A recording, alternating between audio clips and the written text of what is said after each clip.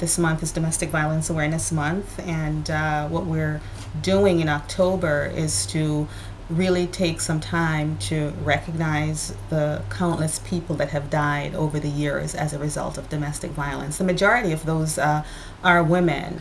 The Clothesline Project started in 1990 when a group of a dozen women got together to talk about violence against women on the Cape because the statistics were so high and it seemed like no one was listening. One of the women was a visual artist.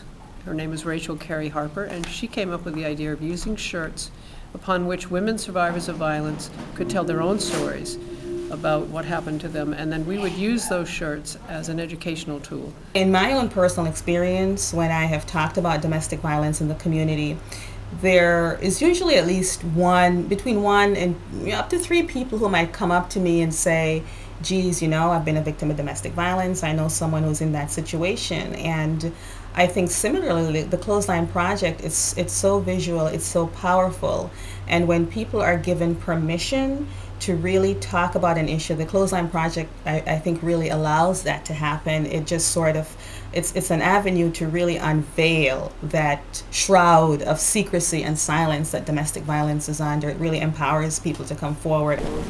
I come back every year to see the Clothesline Project because it's so powerful, and it just basically just shows the abuse that everybody has gone through, and so that it's not only you that have gone through it. I 5 years ago, 4 or 5 years ago, was in an abusive relationship, and I got out because I was 3.5 months pregnant, and I didn't want that life for my son.